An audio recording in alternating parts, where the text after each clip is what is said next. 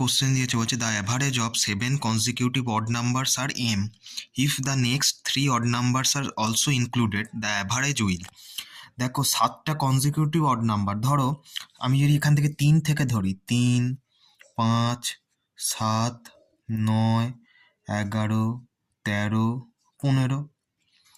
এবার কি বলছে, এদের অড নাম্বারের অ্যাভারেজ হচ্ছে এম। এবার দেখো এখানে যদি আমি করি, অ্যাভারেজ করি, এটাই হচ্ছে আমার অ্যাভারেজ এম। এম এর ভ্যালু হবে 9। দেখো দেখো সবারই মাঝামাঝি আছে।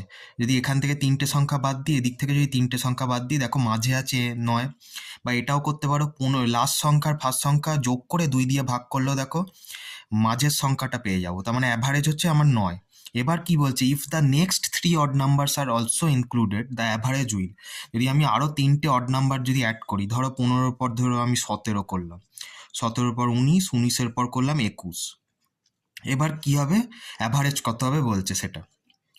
এবার কি দেখো, টোটাল কটা সংখ্যা হলো, 10টা সংখ্যা হলো। তার মানে এখান থেকে যদি আমি 4টে সংখ্যা বাদ দিই আর এদিক থেকে যদি 4টে সংখ্যা বাদ দিই, তার মানে মাঝে আমার কি থাকলো, 11 আর 13। এবার কি করবে, এটার যদি অ্যাভারেজ বার করতে হয়, দুটো যোগ করে 2 দিয়ে ভাগ করে দেবে। তাহলে 13 আর এখানে 11 যোগ করলে কত হচ্ছে, 24। 24-এর অর্ধেক করলে কত হচ্ছে, 12 হচ্ছে। তার মানে অ্যাভারেজ হয়ে গেল 12। তার মানে আমি অ্যাভারেজ পেলাম 12। এবার কি বলছে, অ্যাভারেজ উইল। এবার দেখো এখানে অপশানে দিয়েছে চেঞ্জের ব্যাপার।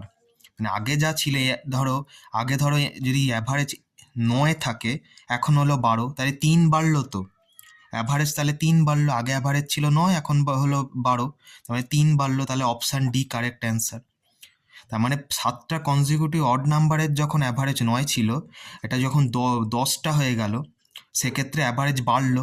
তার মানে 9 থেকে 12 হলো, 3 বাড়লো। তার মানে অপশান ডি এটাই এর কারেক্ট অ্যান্সার।